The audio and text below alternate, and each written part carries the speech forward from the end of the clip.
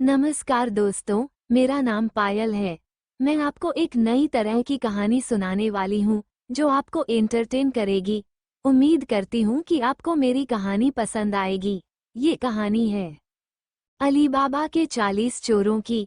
इस कहानी में एक लड़की उनके बीच घुस जाती है और फिर उसके साथ क्या होता है, मैं अपनी कल्पना के हिसाब से आपको बताऊंगी। मैं उस लड़की का किरदार निभाऊंगी और मैं 40 चोरों में से एक बनूंगी। तो चलिए कहानी शुरू करते हैं। बहुत साल पहले की बात है, जब अली बाबा के 40 चोर अपना आतंक मचा रहे थे। वो हर किसी को लूटकर जंगल में ले जाते और वहां कहीं गायब हो जाते, जैसे कि जादू हो गया हो। एक दिन की बात है, वो 40 चोर किसी को लूटकर शाम को लौट रहे थे। मैं भी एक छोटी गांव की लड़की थी, लकड़ी लेने जंगल गई थी। पास में सूखी लकड़ी नहीं मिली, इसलिए मैं थोड़ी अंदर चट्टान के पास चली गई।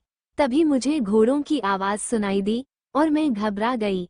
मैं भागती हुई वहां पहुंच गई और चोर वहां आ गए। उनमें से एक गुस्से में बोला, ये लड़की यहाँ क्या कर रही है? मैं कुछ बोलने लगी, पर एक ने कहा, चल, अब यहाँ आ गई है तो यहाँ से जो भी सामान है सब निकाल। मैं बोली, भैया, मेरे पास कुछ भी नहीं है, मुझे जाने दो। तभी एक ने कहा, साली, मेरे पापा क्या तुम्हारी मम्मी के साथ थे कि तुम हमें भैया कह रही हो? दूसरे ने कहा, इसे ही उठा ले चलो, ये भी किसी खजाने से कम नहीं। एक ने बोला, हमारे लिए खाना बनाने वाली भी नहीं है, ये खाना बना देगी और मूड भी बना देगी। फिर उन्होंने मुझे पकड़कर कान बंद कर दिए। कुछ ही देर में चट्टान अपने आप हटने लगी और सब चोर अंदर चले गए। चट्टान पहले जैसे हो गई। अंदर जाकर एक ने मुझे एक कपड़ा दिया पहनने को, जो बहुत छोटा था, इतना छोटा कि आज की हॉलीवुड की हीरोइन भी नहीं पहनती होगी। जब मैंने पहना तो सब मुझे घूर रहे थे। डर के मारे मैंने वह कपड़ा पहना। फिर एक बोला, जाओ, अभी जल्दी से हमारे लिए चिकन करी बनाकर लाओ।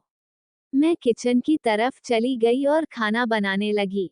वो कपड़ा ऐसा था जिसे देखकर लगता था कि बच्चों की गुड़िया का भी इससे बेहतर होगा, और मैं उसी में उनके सामने थी।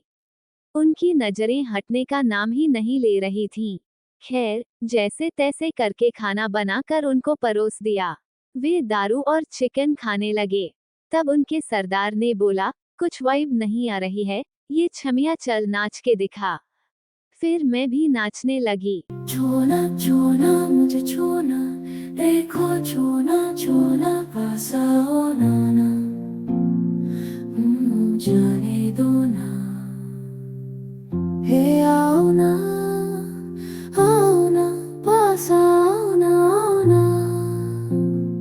देखो आओ ना। मैं नाच रही थी, पर वे सब लुंगी में थे, तो वे लुंगी उठाकर लुंगी डांस करने लगे। Lungi dance, lungi dance, lungi dance, lungi dance, lungi dance, lungi dance, lungi dance, lungi dance, lungi dance, lungi dance, lungi dance, lungi dance. Dance करने लगे। रात भर इतना जबरदस्त परफॉर्मेंस हुआ कि 40 डाकुओं के 40 पलंग टूट गए। सुबह जब मैं उठी तो वे सब काम के लिए निकल रहे थे। मैंने कहा, मेरे लिए कुछ कपड़े लाना। वे हंसने लगे और बोले, ओए, तू इसी गुफा के अंदर रहेगी, तुझे कपड़ों की क्या जरूरत? मैं ऐसे ही उनके लिए खाना बनाती रही। वे जल्दी पलंग लेकर आ गए और बोले, चल, आजा, जल्दी से डांस शुरू कर।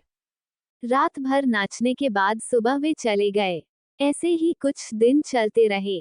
अब उन्हें मुझ पर भरोसा होने लगा था, तो वे मेरे सामने मंत्र बोलने लगे थे। इस मौके का फायदा उठाकर मैं वहां से भाग गई और अपने बॉयफ्रेंड को सब बता दिया। मेरा बॉयफ्रेंड बोला, इसकी मां की। और फिर हमने सारे डाकुओं को मारकर सारा खजाना लेकर आ गया। दोस्तों, कैसी लगी मेरी कहानी? अगर आपको यह अनोखी कहानी पसंद आई, तो इस वीडियो को लाइक करें, ताकि मैं आपके लिए ऐसी और कहानियां ला सकूं। धन्यवाद।